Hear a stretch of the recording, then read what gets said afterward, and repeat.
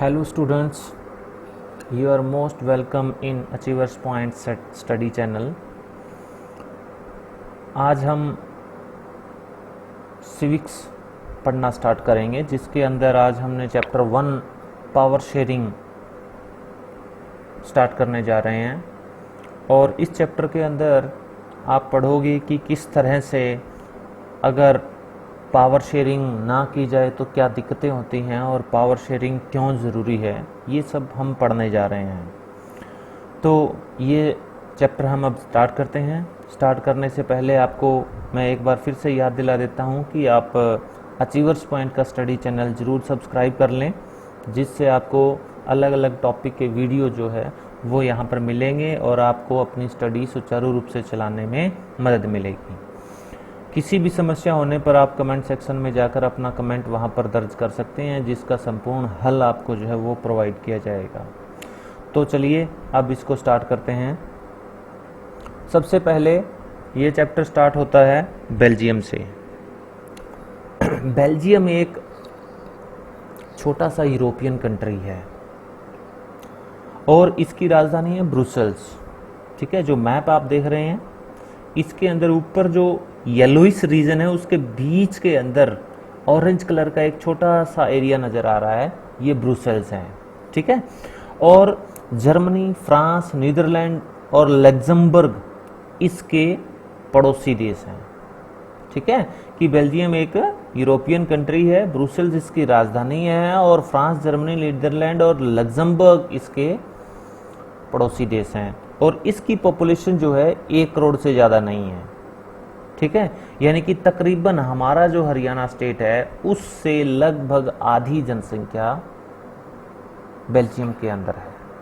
ठीक है, तो ये एक थोड़ा सा हमने बेल्जियम के बारे में जाना। अब बेल्जियम के अंदर एथनिक कंपोजिशन कैसा है, ठीक है, कि अलग अलग सेक्शन के जो लोग हैं वो कहाँ रहते हैं, कितने % लोग हैं, वो हम पढ़ने जा रहे हैं। तो देखिए इसकी जो टोटल पॉपुलेशन है उसमें से 59% पीपल जो है वो डच भाषा बोलते हैं और फ्लेमिश रीजन में रहते हैं। और ये आपका जो मैप है इसमें फ्लेमिश रीजन ऊपर नॉर्थ के अंदर जो येलोइश पार्ट नज़र आ रहा है ये फ्लेमिश रीजन है। इसके अंदर ज़्यादातर डच लोग रहते हैं और डच भाषा बोलते हैं और 50% पॉपुलेशन जो है 59% पॉपुलेशन जो है वो इस एरिया के अंदर रहती है। ठीक है, और पीछे जो दूसरे 40% लोग रह गए वो वेलोनिया रीजन के अंदर रहते हैं और फ्रेंच भाषा बोलते हैं। तो ये नीचे जो रेडिश पार्ट नज़र आ रहा है ये वेलोनिया रीजन है। इसके अंदर रहने वाले लोग जो हैं वो तकरीबन 40% है total population of the Belgium का, और फ्रेंच भाषा ये बोलते हैं। और पीछे बच गए 1% लोग। ये 1% लोग आप रेडिश कलर के अंदर ऊपर राइट साइड में देखिए, ये ब्लू कलर की लाइनिंग सी थोड़े से एरिया के अंदर बनी हुई है। यहाँ पर ये 1% लोग रहते हैं जो जर्मन भाषा बोलते हैं। ठीक है, और जो कैपिटल सिटी है ब्रुसेल्स, जो बीच के अंदर इसके बीच में जो डॉट नज़र आ रहा है ऑरेंज कलर का, ठीक है, ये इसकी राजधानी है ब्रुसेल्स। इसके अंदर क्या है कि 80% लोग जो है वो फ्रेंच भाषा बोलते हैं और सिर्फ 20% लोग डच भाषा बोलने वाले राजधानी के अंदर रहते हैं। ठीक है, तो ये एथनिक कंपोजिशन पढ़ने के बाद हम इस कंक्लूजन पर पहुंचते हैं कि ऑल ओवर जो बेल्जियम है उसके अंदर तो डच लैंग्वेज बोलने वाले लोग जो है वो मेजोरिटी के अंदर है और फ्रेंच बोलने वाले माइनॉरिटी के अंदर है। लेकिन जब बात ब्रुसेल्स कैपिटल की आती है, कैपिटल सिटी ब्रुसेल्स की आती है, तो उसके अंदर बिल्कुल रिवर्स है। इसके फ्रेंच भाषा बोलने वाले लोग मेजोरिटी के अंदर है और डच बोलने वाले माइनॉरिटी के। ये चीज़ आपको यहाँ पर समझनी होगी। ठीक है, और नेक्स्ट टॉपिक है reasons of conflict in Belgium, कि ऐसे क्या कारण थे जिसके कारण बेल्जियम के अंदर इन डच स्पीकिंग और फ्रेंच स्पीकिंग लोगों के बीच में झगड़ा हुआ। तो इसके कई कारण थे, उनमें से कुछ हम पढ़ने जा रहे हैं। सबसे पहले फ्रेंच कम्युनिटी जो थी रिच थी और पावरफुल थी डच कम्युनिटी की अपेक्षा। ठीक है, कि जो फ्रेंच कम्युनिटी जो ऑल ओवर बेल्जियम के अंदर ओनली 40% है, वो अमीर भी बहुत होते थे और सारी पावर उनके हाथ में होती थी। पहला कारण तो ये था, ठीक है। दूसरा कारण, डच स्पीकिंग कम्युनिटी को जो इकोनॉमिक डेवलपमेंट और एजुकेशन वो फ्रेंच कम्युनिटी से बहुत बाद में मिली, ठीक है। यानी कि एक तरह से ये पिछड़ गए उनसे, ठीक है, ये भी एक बड़ा कारण था। तीसरा था, Dutch community was in majority in the whole country but minority in the capital, ठीक है। डच कम्युनिटी पूरे देश के अंदर तो मेजोरिटी थी, लेकिन कैपिटल सिटी के अंदर वो माइनॉरिटी के अंदर आ जाती थी, यानी वहां पर वो कम संख्या के अंदर थे। मेजोरिटी मतलब ज्यादा संख्या के अंदर थे, ठीक है। तो इसके कारण क्या हुआ, डच स्पीकिंग और फ्रेंच स्पीकिंग कम्युनिटी के अंदर 1950s और 60s के डिकेड के अंदर आपस के अंदर जो है वो टेंशन राइज हो गई, ठीक है, जिससे इनमें आपस में झगड़े फसाद होने शुरू हो गए।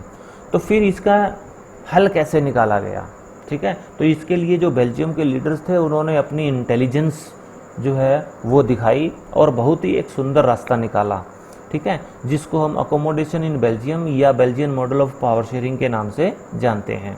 ये क्वेश्चन एग्जाम्स के अंदर बार बार पूछा जाता है, बहुत इंपॉर्टेंट टॉपिक है।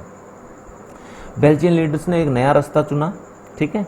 1970s और 1993 के बीच में उन्होंने अपने देश के संविधान को तकरीबन 4 बार अमेंड किया, उसमें संशोधन किया, उसमें चेंज किया, ठीक है। और जो चेंज लागू किए गए वो नीचे दिए गए हैं। Number 1, constitution prescribes that number of Dutch and French speaking minister shall be equal in the government, कि कॉन्स्टिट्यूशन इस बात की परमिशन देता है कि डच बोलने वाले और फ्रेंच बोलने वाले मिनिस्टर सरकार में बराबर मात्रा में होंगे, कोई कम ज़्यादा नहीं होंगे, ठीक है।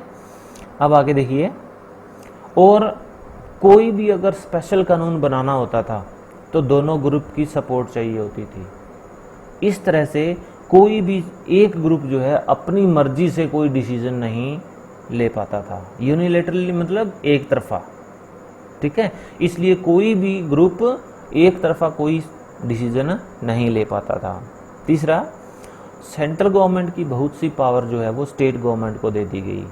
इस तरह से स्टेट गवर्नमेंट अब किसी भी तरह सेंट्रल गवर्नमेंट की सबॉर्डिनेट यानी सहायक, उसकी हेल्पिंग गवर्नमेंट नहीं थी, बल्कि उसका अपना एक वजूद था, ठीक है।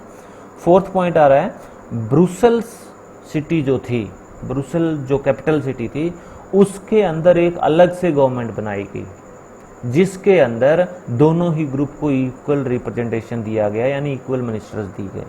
अब देखिए यहाँ पर पहले पॉइंट में बताया गया है कि सेंटर के अंदर डच और फ्रेंच स्पीकिंग मिनिस्टर इक्वल होंगे, यानी यहाँ पर डच 59% है, फ्रेंच 40% है, फिर भी दोनों ने इक्वल रिप्रेजेंटेशन को स्वीकार कर लिया। क्यों कर लिया?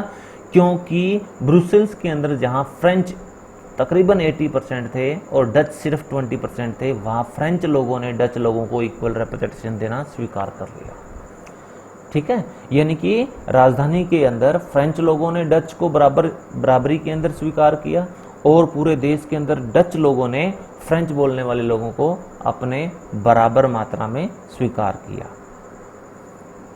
इसके साथ साथ इस सेंट्रल और स्टेट गवर्नमेंट के अतिरिक्त एक तीसरी तरह की गवर्नमेंट भी होती थी, जिसको कहते थे कम्युनिटी गवर्नमेंट, और ये कम्युनिटी गवर्नमेंट एक लैंग्वेज से बिलोंग करने वाले लोगों के द्वारा चुनी जाती थी, ठीक है।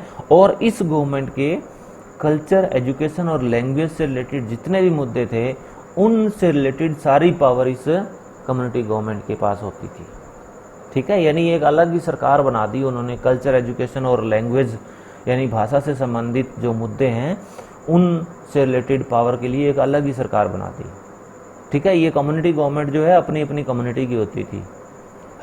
जैसे फ्रेंच स्पीकिंग पीपल है, उनकी अपनी गवर्नमेंट होगी और डच स्पीकिंग लोगों की अपनी गवर्नमेंट होगी, ठीक है।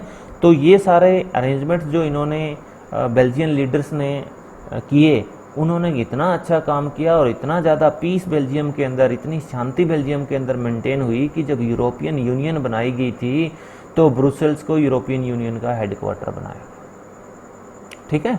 तो ये हमने पढ़ा अभी तक, और मुझे उम्मीद है कि आपको बेल्जियम का ये पूरा सिस्टम जो है वो समझ में आ गया होगा। अगर फिर भी समझ में नहीं आया तो प्लीज़ कमेंट कीजिएगा और श्रीलंका से रिलेटेड जो टॉपिक है वो हम अपने नेक्स्ट वीडियो के अंदर लेकर हाजिर होंगे।